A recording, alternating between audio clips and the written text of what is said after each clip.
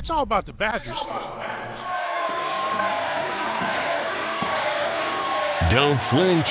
The greatest coach in Wisconsin history is on the air. It's over. The Wisconsin Badgers win 17-9. They are the first Big Ten team ever to win successive Rose Bowl games. Live from Ruth's Chris Steakhouse, this is the Barry Alvarez Show on 100.5 ESPN and the ESPN Wisconsin app. What are your emotions right now? Just like the old days. Alongside Rose Bowl champions Derek Engler and Tarek Saleh, here's Jesse Nelson.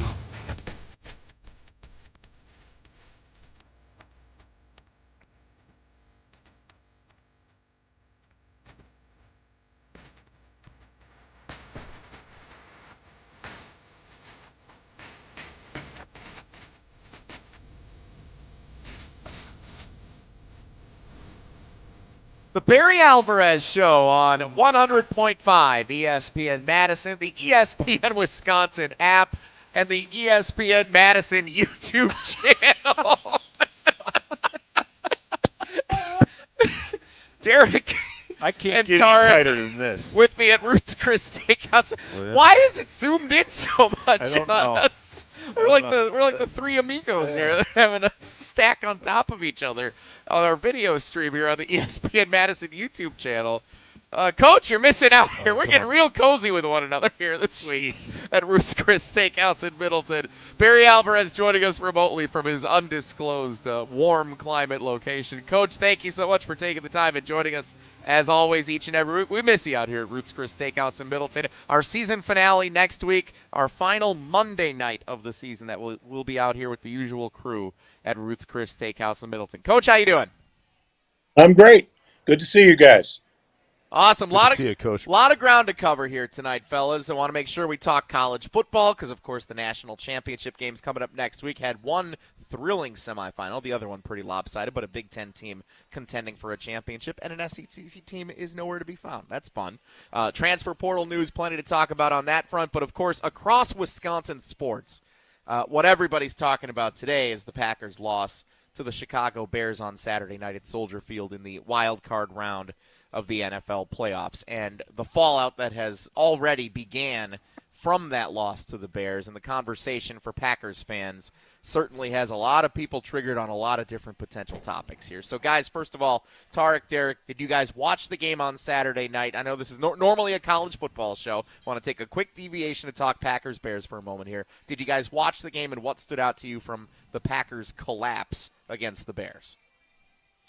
Derek, you want to go first? Well, I mean, yeah, I'll start. It was, it was one of those games where you just, at least personally, I felt like this is, and even Micah Parsons, I believe, sent out a tweet. Yeah, he was up in the suite tweeting during the game. You know who this team is. It's a four-quarter team, and for whatever reason, coming out of that locker room, they did not have that mentality, that killer instinct. It's step on their throat, and we finish them. And they did not have that, in particular in the offensive line. I don't know what happened, but it was an absolute mess. And they could not control a very average Bears defensive front. And I think that was really a huge factor in the game. I won't even talk about kickers, because when that happened, I thought to myself, they're going to lose this game. I turned to my son. I go, they're going to lose this game. And, we saw the unbelievable collapse of the Green Bay Packers. Packers blow a 21-3 halftime lead. They lose 31-27. Yeah, I think at the 6-minute mark, it felt like the wheels fell off. We ran out of energy on defense. We weren't coming. We were like playing not to lose, instead of playing to win. And they were throwing the ball underneath on us. We couldn't break down and get tackles. They were just moving the ball at will down the field. And, I don't know. LaFleur just ran out of juice, too. The whole team got deflated. So, yeah, it was done. We'll talk more about him in a minute. Coach, did you watch the game on Saturday night, Packers-Bears? I did watch the game, and disappointed, as you guys are.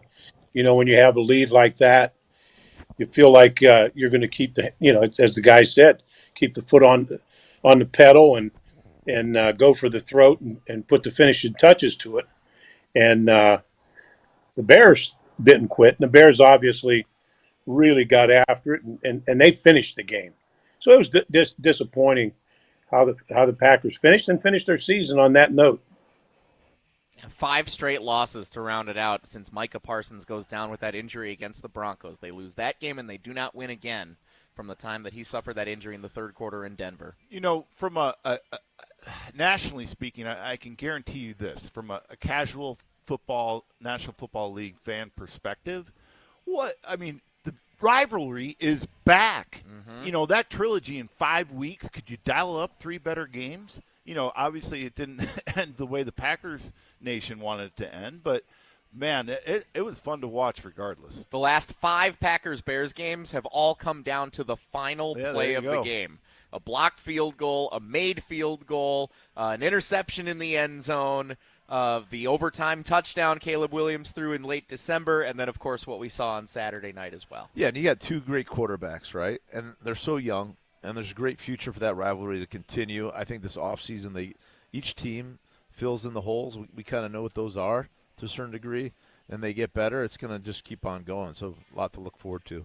So, Jesse, I got a question for you. Yes, Derek. Micah Parsons on the field, is that a game changer? Oh, entirely. No, I mean from a victory, from a loss to a victory. The Packers did battle a couple of significant injuries at key positions. Tucker Kraft going down. Don't forget about how big that one was. But yes, Micah Parsons, even with Tucker Kraft out, they were still winning football games, and they were closing games on defense with Micah Parsons out there. The inability to close multiple times down the stretch of the season against the Bears without having Micah Parsons on the field. We can talk about all the other injuries. Arguably, you lost your 2 best offensive linemen. I mean, so – we could talk about all that. Just one guy. He flipped that game. Yeah. Yeah. Well, one that he makes an impact, but psychologically, I mean, he just changes it. Yeah. You know, the confidence. So I do want to talk about leadership and coaching, and who better to do so than with Coach Alvarez, because much of the fallout from the loss on Saturday night now across Packers Nation is questioning whether, or in many cases, asserting that Matt LaFleur should not be the guy leading the team the rest of the way, that this is a loss that you can't come back from, and that the team's identity looks soft in his 7 seasons as the head coach of the Green Bay Packers. Coach Barry Alvarez, when you see the narrative flipping in the pro level, because Lord knows we've talked plenty about the college level in that situation across the state this year, when you see it at the pro level where fans are starting to question the identity of the team based on the head coach, what do you think should happen? Well, first of all, that's natural.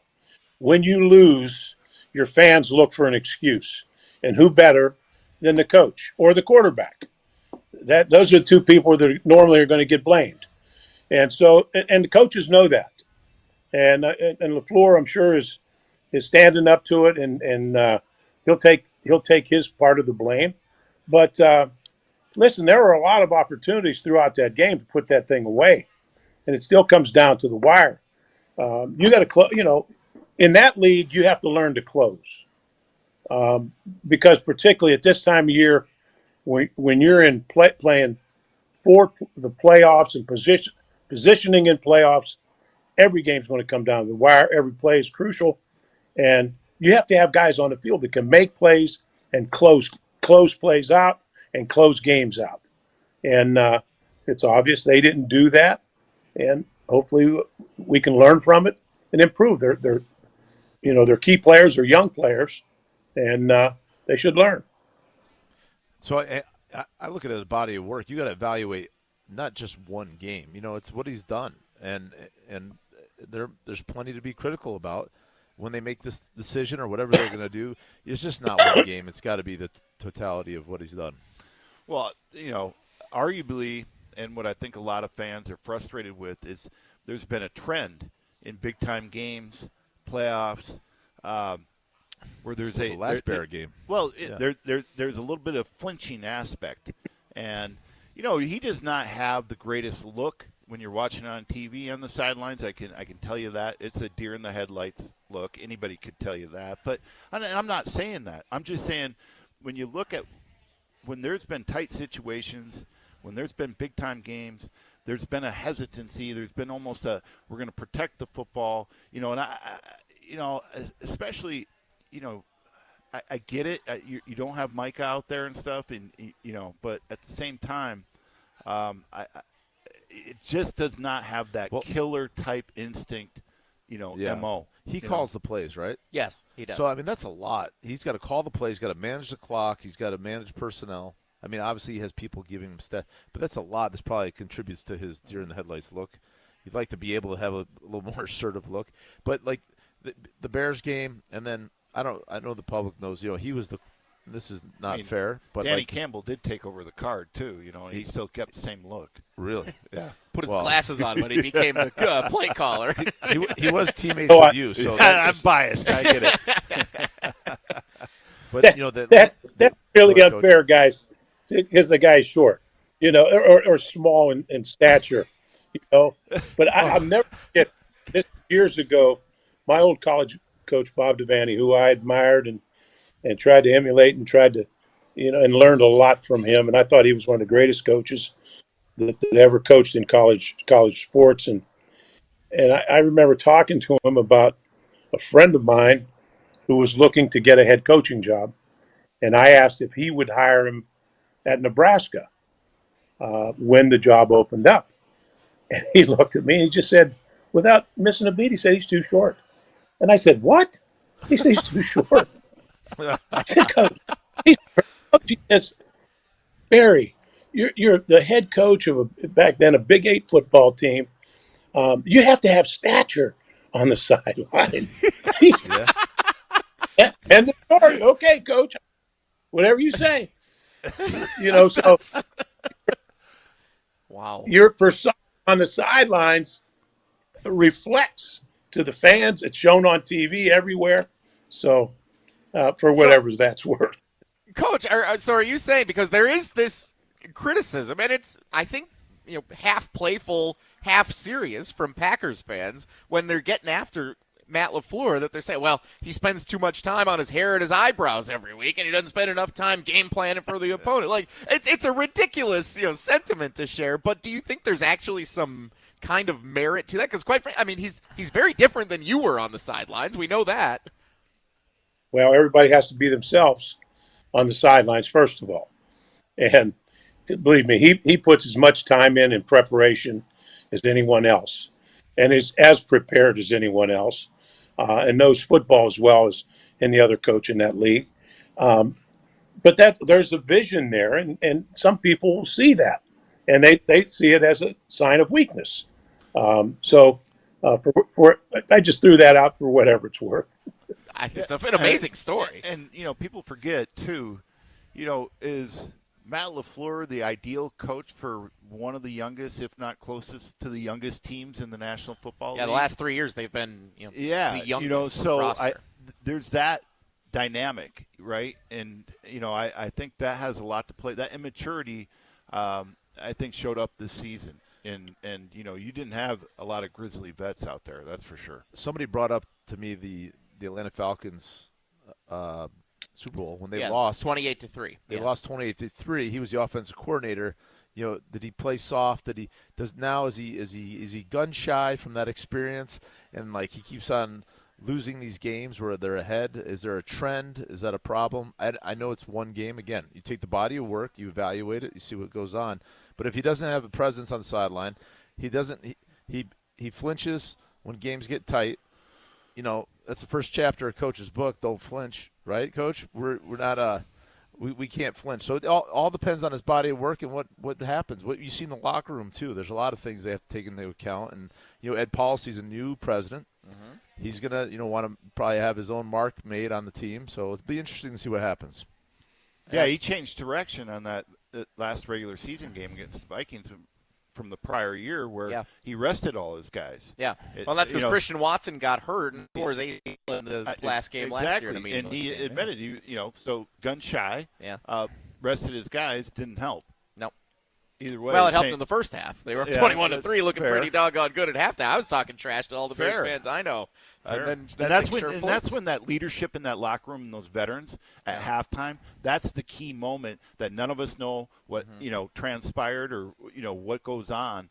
but that's when you need that leadership, and they came out flat. Right. And, obviously, right. It's not always the head coach has a lot to do with it, and how he can incite his team and how he motivates his team. But your veteran leadership in the NFL and in college, it's your senior leadership. It's how those guys motivate a team, and normally the coach works through the players, because the best teams, the leadership comes from within. It's not the coach leading the team; it comes from within. The great teams. Hey, by the way, I see the $100 million guy, Rashawn Gary. Again, Yeah. I saw a lot of great effort getting off the ball, running, and then he just got Velcro on his chest, and he just runs into the offensive lineman, doesn't get anywhere. Now Van Ness, I saw a little bit of improvement, got a sack. Yeah, he was looking better. Yeah. So, and Close Egdabari, if I screwed his name up for the 8th time. Close enough. I like the way he plays. I do think with Rashawn Gary having $20 million cap hit, they might have to exit that deal. There's going to be some moves made, decisions made on some of those fringe players throughout this offseason. One more question for you, Coach, for Packers Bears before we get back to talking college ball coming up next.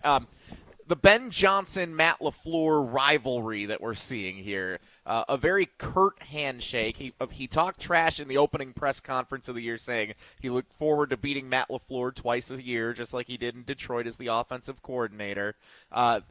Blank the Packers, and you can fill in the blank, is what he said in the locker room after the game, and then doubled down in a press conference this morning saying he stands by it. He does not like the team up north, and the leadership of the organization doesn't either. Would you like that from your head coach at, let's say the college level, of course, because that's where your experience is, but at any level, do you like seeing that edge from your head coach? Well, here's what I tell the head coach. Your ass better cash that check that your mouth wrote. You get it? His mouth wrote a check. He spouted off. You better be able to back it up. So we'll see. He did.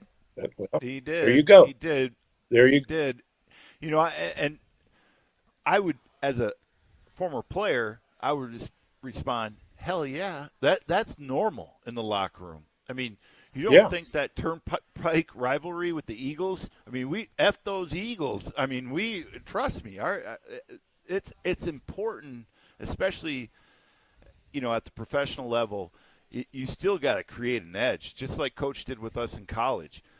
Head coaches in the NFL still try to create an edge, and if they can throw gasoline on a fire of some type of rivalry, they will in a heartbeat. Well, and again, back to your guy Dan Campbell. Go ahead. The difference there was he went public with it. He went public with what he said. That's the difference. Everybody says those things in the locker room. There isn't a coach that doesn't say those things against rivals or every game.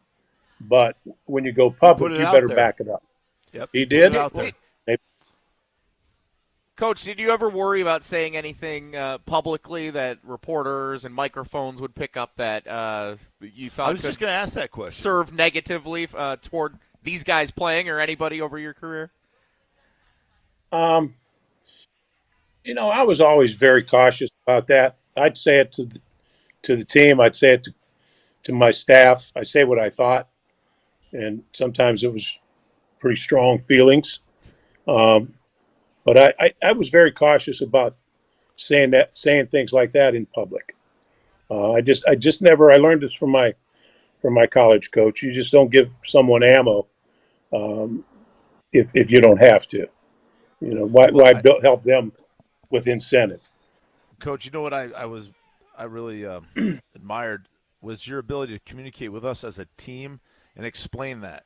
So he would say, "Hey, I'm going to say this publicly, but understand this is what we're doing. This is our mission. This is how we're going to go about it." 100%. And that gives you, that connection with the coach. You're on the same page, one heartbeat. So it's not, some coaches just have the same speech over and over, and coaches even very much not about that. I'm not going to sit here and just be this, doll that you're just going to pull my string and I'm going to regurgitate talking points. He would give you real commentary, real coaching, and that would be, an honest, authentic look at, and then it brought us together, Derek. Yeah, no question. just have that communication to be completely transparent with your players to understand what's coming. This is what you're going to read, in the Wisconsin State Journal or here on the radio, whatever. But here's what I'm telling you, and then you're in the circle, right? So, I think in the NFL, it's a card that NFL coaches will play not very often because it's a card that it is a wild card, and you have to really hope that you have a handle of your team in the locker room and the players will buy in, because if you play that card with the media, and I experienced it with Jim Fossil, when we lost a bunch in a row, and he guaranteed that we were going to make the playoffs to the New York media. What do you think they did with that? And then we went on a run, and we didn't lose until the Super Bowl. So it's a card that's played. You got to have – it's really just kind of flexing. I'm going to see if my player is going to, be accountable, because I'm putting their ass on the line too, with me. And that's – players can buy into that. That concludes our conversation about the Green Bay Packers and the Chicago Bears. So we'll wrap it up there here talking NFL, because there is still plenty of college stuff we want to get to. Of course, the national championship game coming up next week. We will not be on the air before the national championship game is played between Indiana and Miami. Reactions to the CFP semifinal games that took place over this weekend. And then, of course, the latest on the Badgers. Transfer portal, big win for the basketball team over the weekend. We're going to talk all about that. Coming up live from Ruth's Chris Steakhouse in Middleton, it's the Barry Alvarez Show. Yeah, let's just really squeeze in for the next segment. The Barry Alvarez Show on ESPN Madison. I hate being in the middle, dude. Don't touch that cocktail. I'd love to coach a game like that. Oh, man. They may not see a pass in the second half. I'd run that clock. That game would be over. We'd be home having cocktails at 3:30. Coach will be back after this on 100.5 ESPN and the ESPN Wisconsin app. Texting enrolls you into recurring automated text messages. Consent not required to purchase. Message and data rates may apply. Man, I love seeing the old gang at these reunions. Did you see Brian? He's in better shape than he was 25 years ago. How is that even possible? Yep, I ran into him a few weeks ago and had to ask. He told me he started taking Nugenix Total T2. The testosterone booster? Yeah, but it's way more than that now. It also skyrockets your nitric oxide in as little as 3 hours. I started taking it right away, and I'm already seeing results. I was wondering what you were doing. You seriously crushed me in that pickup game last week. Yep, after 40, energy, strength, drive, it all starts going downhill. But with T2, I feel like my old self again. Stronger, leaner, and my energy is way up. My wife even noticed a difference. They're giving out complimentary bottles right now. Just send them a text. Text CAR to 321-321 for your complimentary bottle of new Nugenix Total T2. Text now and you'll also get a free bottle of Nugenix Thermo X, our most powerful fat incinerator. That's CAR to 321-321. These statements have not been evaluated by the FDA. Product not intended to diagnose, treat, cure, or prevent any disease. What's new at Zimbrick Chevrolet? A lot. A free car wash with every service, plus a brand new detail facility to keep your ride looking fresh all year long. Relax with coffee and snacks while you wait, and if you can't, grab one of their numerous service loaners, take the shuttle, or even get a lift on them. Plus, Zimbrick Chevrolet has the largest new Chevrolet inventory in southern Wisconsin, and you'll never overpay at Zimbrick Chevrolet. Zimbrick Chevrolet in Sun Prairie, the name you can trust. Life's better with Drive My Way from American Family Insurance, because we know it's more than just a car. It's your escape pod, your adventure mobile, your memory maker.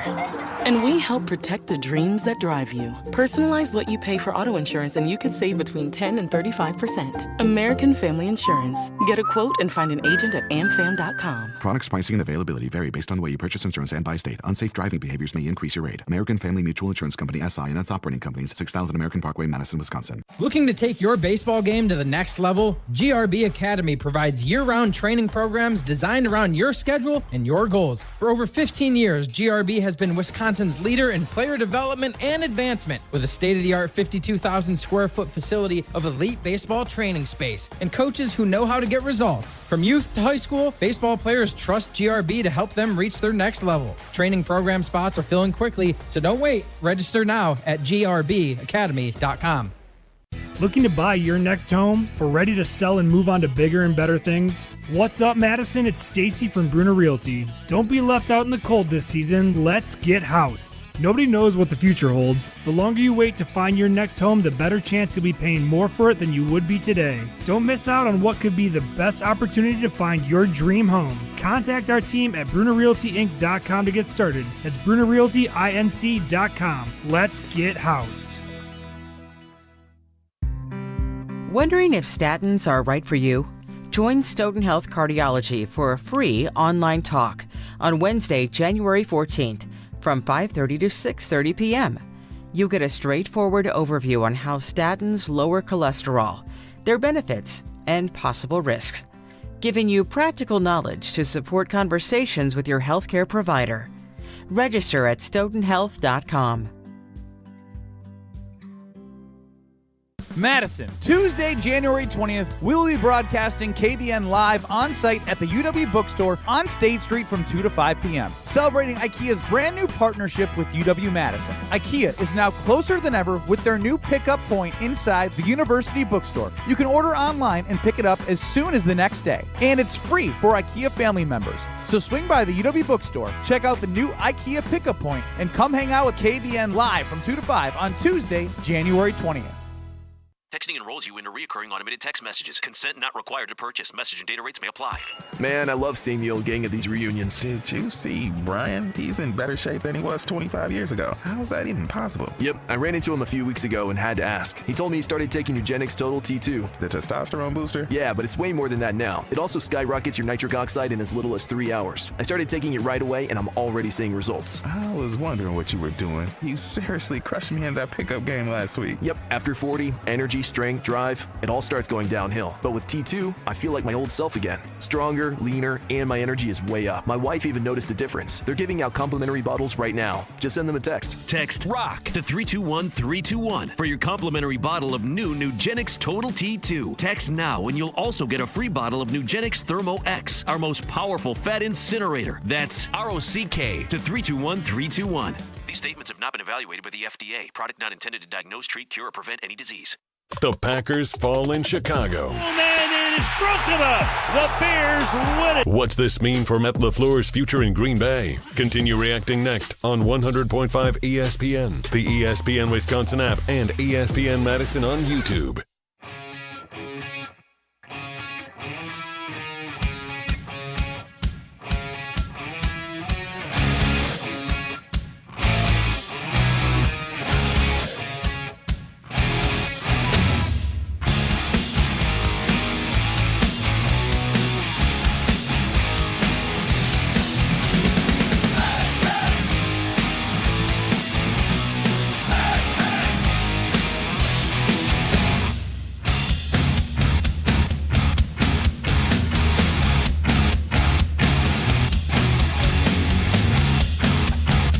Barry Alvarez Show on 100.5 ESPN, the ESPN Wisconsin app, and the ESPN Madison YouTube channel at Ruth's Chris Steakhouse in Middleton, alongside Rose Bowl champions Derek Engler and Tarek Saleh, and of course the legendary head coach Barry Alvarez. He's got a big ass, Jesse.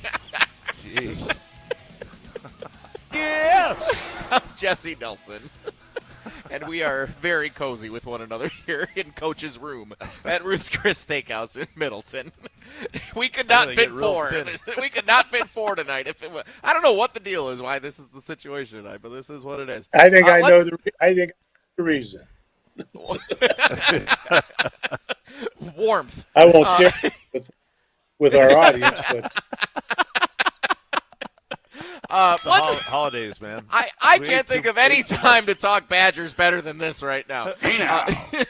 24 players in the NCAA transfer portal, according to the school in the official release as of Friday, coming to the University of Wisconsin. 24 incoming players in the transfer portal to the University of Wisconsin. 3 running backs, 4 offensive linemen, 3 defensive linemen, 3 corners. It goes on and on. But 24 players coming to the University of Wisconsin. Coach, I see your eyebrows going up there. Whoa, that's a big number, isn't it? I read that this morning, and I told my wife, no, we've got a whole new team. Won't know anybody. Just there'll be a whole slew coming in. We're going to have to learn new names, and they're going to have to learn a system, and guys are going to have to gel. But that's the essence of college football now. That's what you're capable of doing. And if you can strengthen your team, if you've made some mistakes, you have a quick fix if you get the right guys. The key to this is is your evaluation process. Who's doing the evaluation? Are you getting the right guys? Are you going to be able to blend them and mix them into a team? And with veterans, sometimes that's impossible. You guys play pro football. It's much like a pro team with all new people coming in from different schools and different parts of the country. It's different than what we've been accustomed to. It's worse than a pro team. I mean, on a 53-man roster, in every given year, you're going to have typically, Tark, correct me if I'm wrong, probably maybe 10 to 12 guys for at least. Yeah, not. That's on a big turnover. I'd say you get like half the roster stays. And I think if you add the draft picks, maybe 7, and then on a 53, I think probably you lose usually 10 to 15 guys each year. Yeah, so about 40 are there returning from the 53. Yeah, well, there you go. It's even more. I was being generous. So from a percentage standpoint, college teams are flipping. And we were talking about this before the show. Like, are we spending money like drunken sailors, or like Tarek used to? We're just out boondoggling. What are we doing? Like, because that's a lot of players, and that takes money in the NIL era, and a lot of time to evaluate those guys. You have a short period of time, and you're out just, you hope that the coach's point. You hope you're evaluating and all that, but you're taking a flyer on a lot of guys, and then you got to create a culture behind that. It's a lot of risk, but an opportunity to get back, I guess, to. Coach, I would love to. I would love to hear your perspective on that evaluation topic. Some of these guys, like, how do you get to really know a guy's character and money's involved and everything else?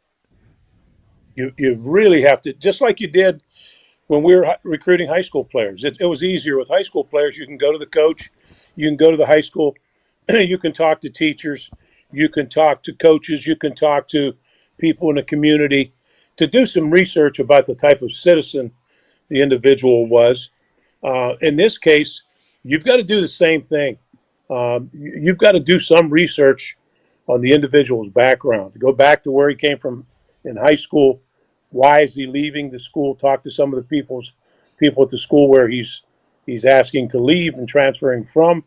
But be thorough in it. Don't just take someone because he had good stats in high school or has potential. You have to get guys that fit, and it's the guys that can do it well. And there are going to be some that do it well, and they're going to be the ones that rise to the top. But That's very difficult to do.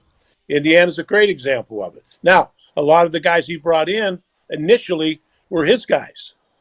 That's right. He brought the guys from Indiana State. He knew them.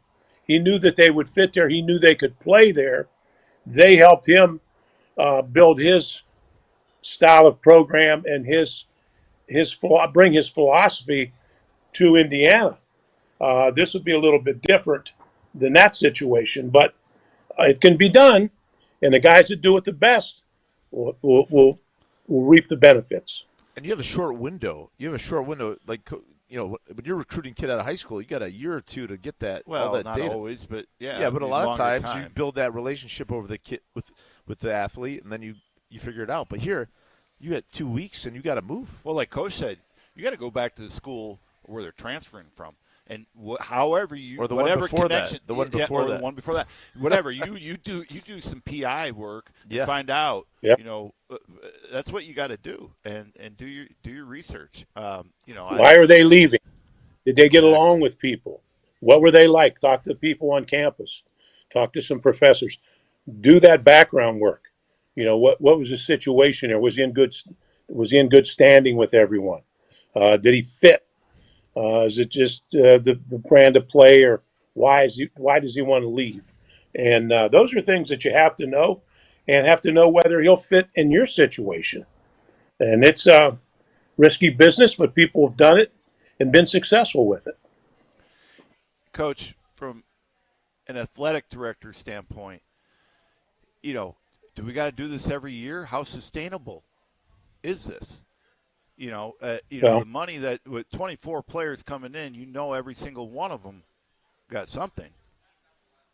And then you got to pay the old players. You have to pay your current players. You have to pay the old players too. I don't know the finances of it anymore. I'm not that close to it. Haven't talked to Mac about it. I haven't visited with Luke. I don't know the finances and where they're going about raising the money.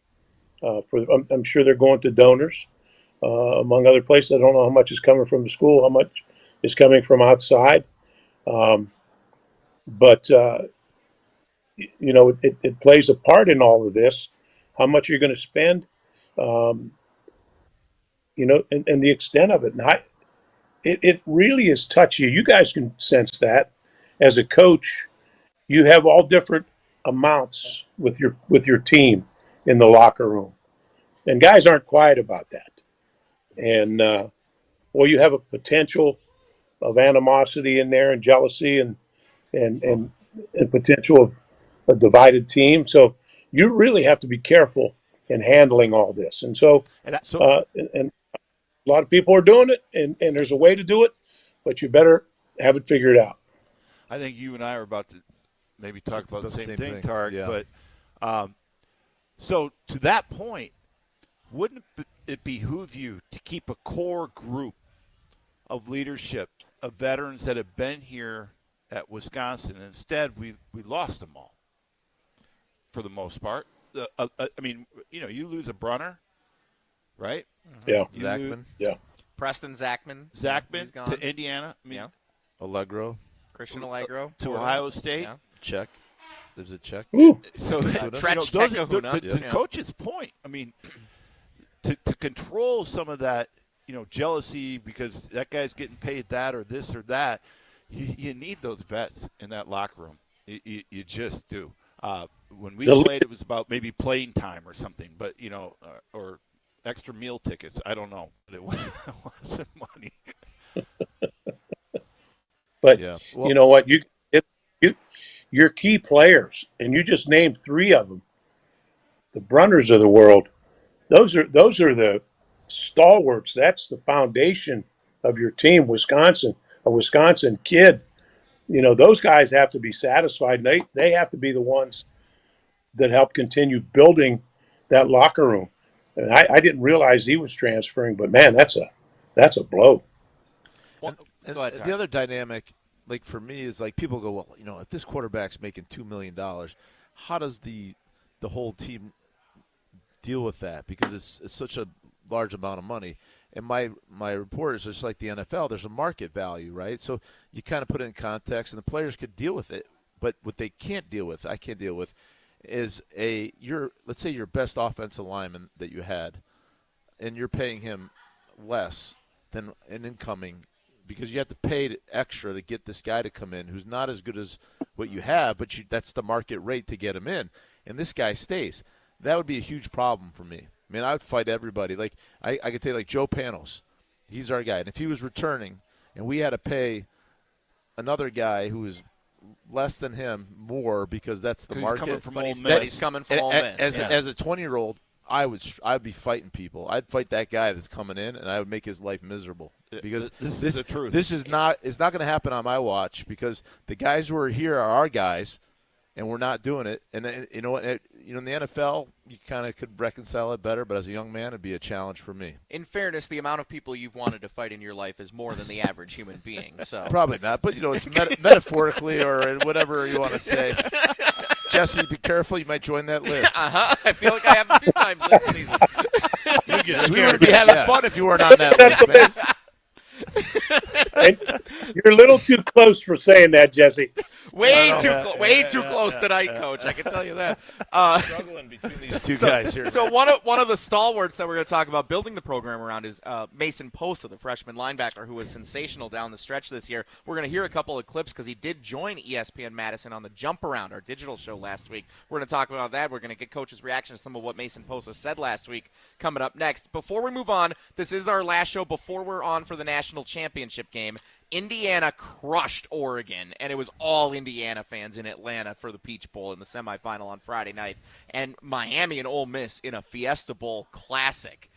Miami comes back, a bunch of fourth-quarter lead changes, and ultimately it's the Hurricanes going back to their home stadium, Hard Rock Stadium in Miami, playing against Indiana for the national championship. Coach, what are your thoughts on that matchup next Monday night for all the marbles in the national title?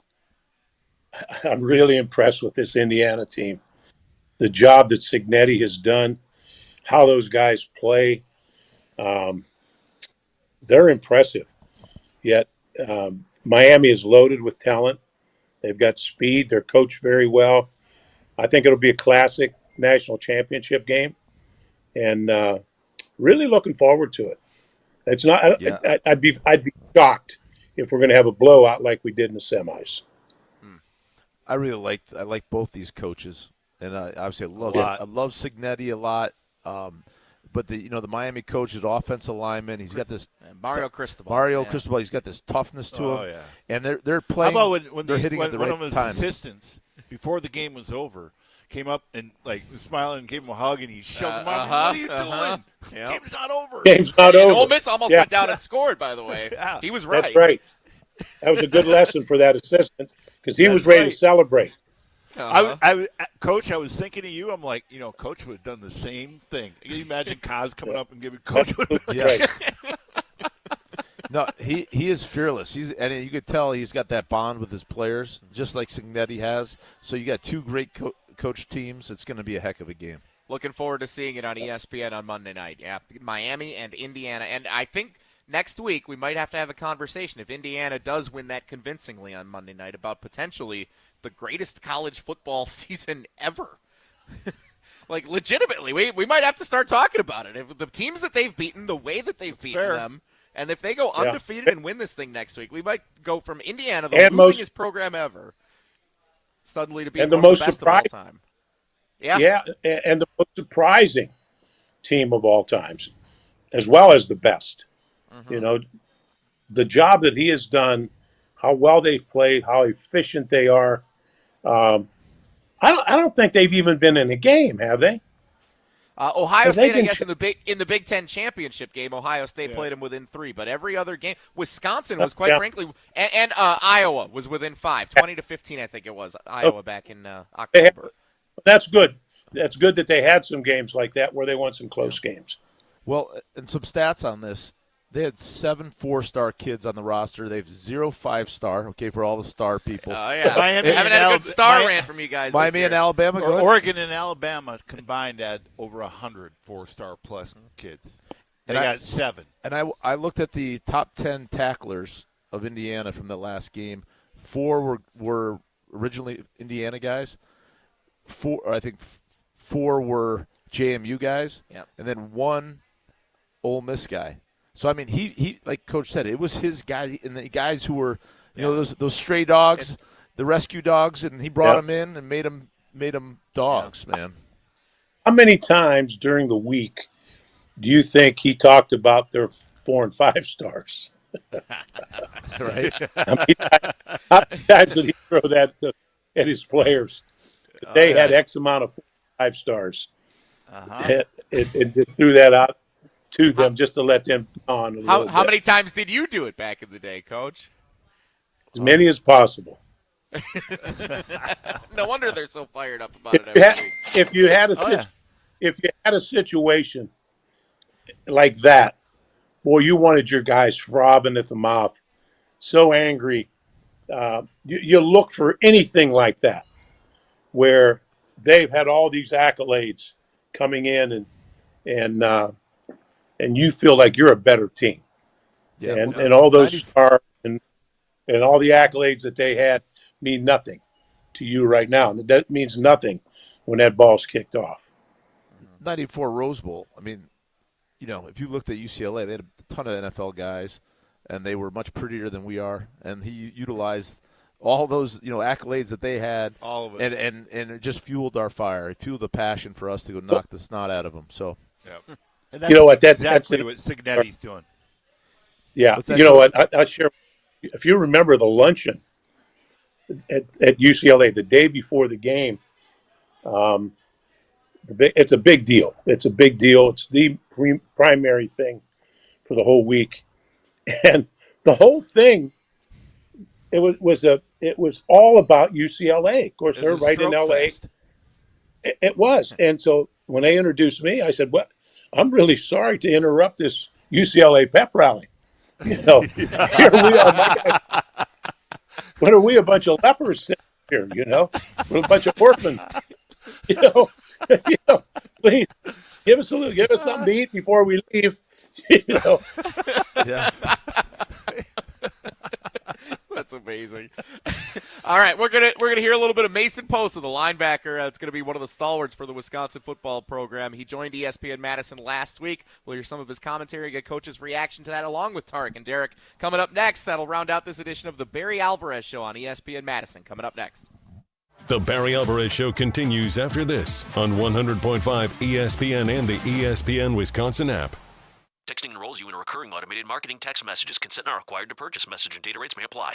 The team's looking good this season. I think so. Man, I miss playing football. Ever since I turned 40, I just can't find that fire I used to have. Think it could be lower testosterone? What do you mean? I was feeling the same way. After 40, the body has less testosterone, and men lose their edge. That's why I take Nugenix Total T2. That's the testosterone booster, right? Yes, but Total T2 is their brand new formula that skyrockets nitric oxide levels in as little as 3 hours. Since I started taking it, I've been lifting like when we played for Coach Carter. My energy is way up, and it even spiced up things between me and the missus. Are they still giving out complimentary bottles? Yep, just send a text. Text AREA to 42424 for your complimentary bottle of Nugenix Total T2, the next generation testosterone booster. Text now and we'll include a bottle of Nugenix Thermo X, our newest, most powerful fat burner ever, absolutely free. Text AREA to 42424. That's AREA to 42424. These statements have not been evaluated by the FDA. This product is not intended to diagnose, treat, cure, or prevent any disease. Your Honda gets you everywhere. When it needs service, you need Zimbrick Honda service. Their customer service is second to none, and you can experience it for yourself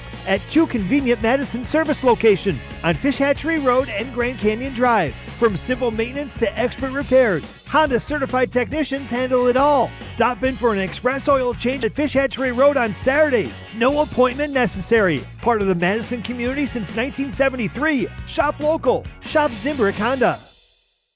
All day, every day. The Carbless Talk and Text line is open for you. 844-770-3776. The Carbless Talk and Text line. This is more. Sharon needed legal help. She needed Gruber Law Offices. When I think about Gruber Law Office, I think about how they took care of me, how they make sure that you get what you're supposed to get. Gruber Law Office. One call, that's all. I will always trust one call, that's all. Injured? Call Gruber Law Offices today. One call, that's all. They are the best. I'm very happy. This is Eric Brown, owner of Siding Unlimited, letting you know that Siding Unlimited installs Pella windows and doors. Right now, you can get Pella windows at a discount with Siding Unlimited. Yes, end-of-the-year pricing is a discount right before the 2026 price increases, saving you big money on your project right now. Buy now, install in spring, and lock in. Looking for new windows and doors? Visit us at sidingunlimited.com or stop by our beautiful showroom in Madison. Madison's financial challenges need a Dane County-based bank. Starion Bank is a full-service community bank that delivers quality big bank services with a local approach. We are proud to be there for any budding entrepreneur or small businesses, helping them exceed their financial goals from banking to lending to cash management. Visit a banker at one of our convenient branches in Middleton, Monona, or Sun Prairie. Starion Bank, taking you farther. Everyone plays like a champion at TPC Wisconsin. Our friendly community shares one thing, a passion for world-class golf. Women, men, and youth golfers all love the course. The $25 million upgrade is impeccable, and the list of amenities is more than impressive. But belonging where the shared pursuit of excellence is a daily practice and not just a tagline? That might be the best part. Join today and pay no dues until April 1st. Discover belonging. TPCWisconsin.com. All day, every day. The Carbless Talk and Text line is open for you. 844-770-3776. The Carbless Talk and Text line. This is more. The Packers season ends in Chicago. Well, obviously, this one is going to hurt for a really, really long time. What's this mean for Green Bay and Matt LaFleur? Continue reacting next on 100.5 ESPN, the ESPN Wisconsin app, and ESPN Madison on YouTube.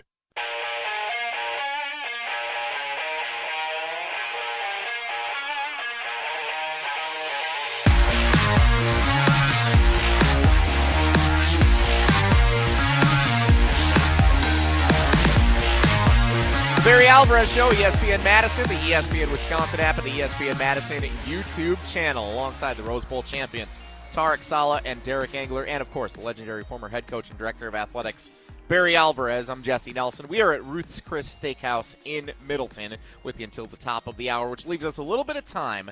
And I want to turn it over to our producer, Riley Yauk, who's back in the Everlight Solar studio at ESPN Madison. Riley is one of the members of The Jump Around, our Badgers-dedicated digital show with new episodes debuting Thursdays at 12:30 on the ESPN Madison YouTube channel. And a really fun opportunity last week, Riley. Mason Posa, the sensational freshman linebacker at the University of Wisconsin who emerged late in the season this year, he stopped by the studio and hung out with you guys for the show.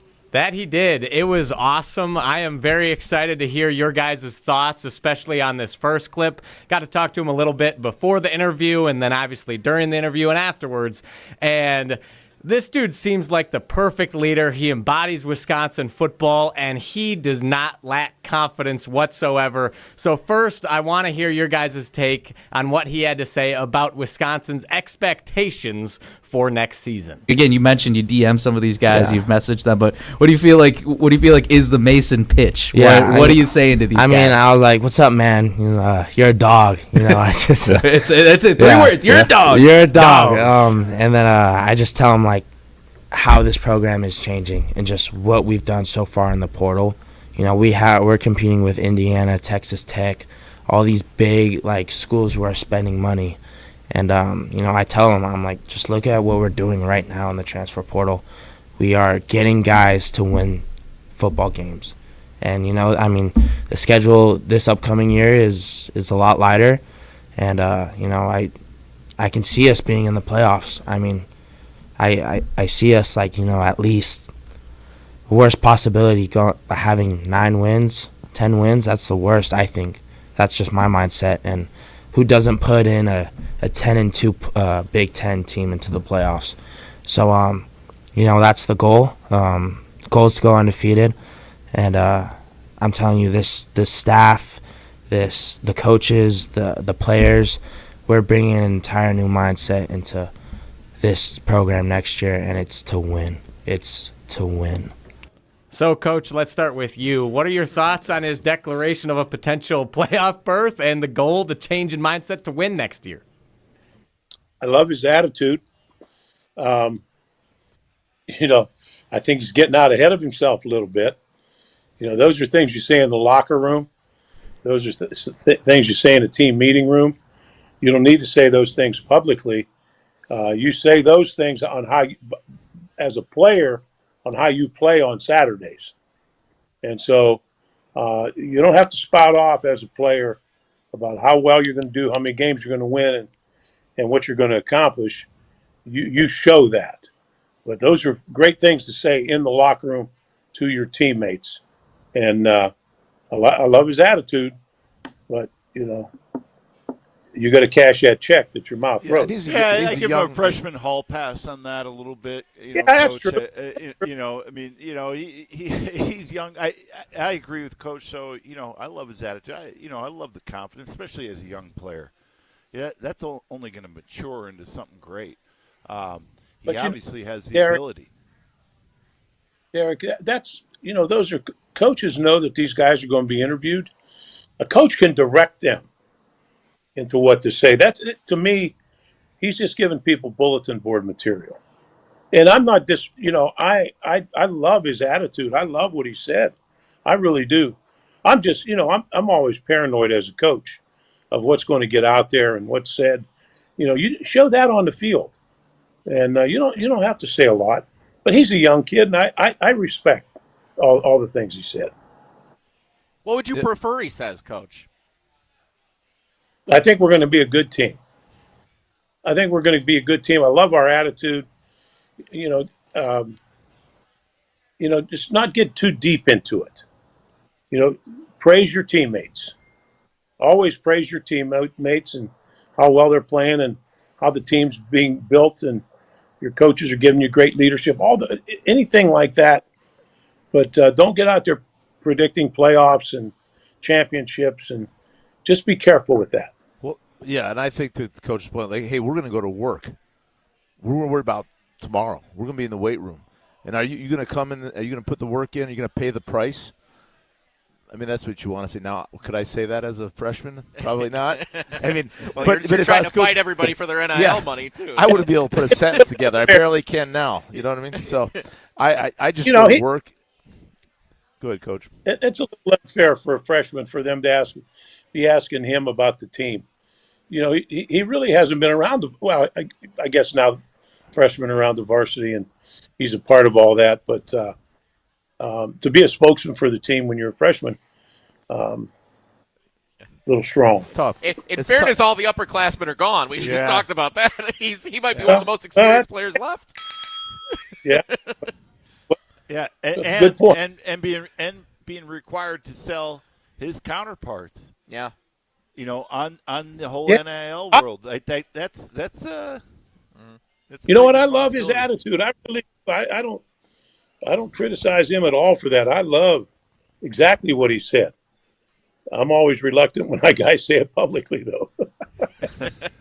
You can catch the full conversation justifiable. On the Jump Around, our Badgers dedicated digital show, with new episodes again debuting Thursdays at 12:30. You can find the full podcast available on the Varsity tab on the ESPN Wisconsin app, and of course, if you subscribe to the ESPN Madison YouTube channel. Just like that, we're all out of time. What a fun show it was, that was here. A good show. Our penultimate show of the season, our season finale next week. And there is a rumor that we have someone special cooked up to potentially join us next week. We will discuss that with Coach off air. Yes, we will. It's top secret information. Keep that within the locker room here. We have some big plans. I will not say that publicly, as I've just learned, yes. But we have some big plans potentially for our season finale next week. Is there a way you guys could get closer to me?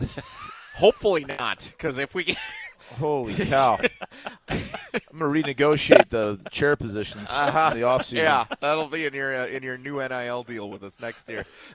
Coach, thanks as always. You. Appreciate it. Thanks, Coach. They were at seating and put Derek and Tarek sitting down below, and put you sitting. Put me up on their shoulders. Yeah, you can make a pyramid. Appear that. Yeah. We'll try that next week potentially for our season finale. That's one of the big things we got cooked up. Thanks for Coach Barry Alvarez, our producer Riley Auk in the Everlight Solar Studio, and of course for Tarek and Derek. I'm Jesse Nelson. Thanks so much for joining us for the Barry Alvarez Show on ESPN Madison. It's time for the Milwaukee Basketball Report on 100.5 ESPN.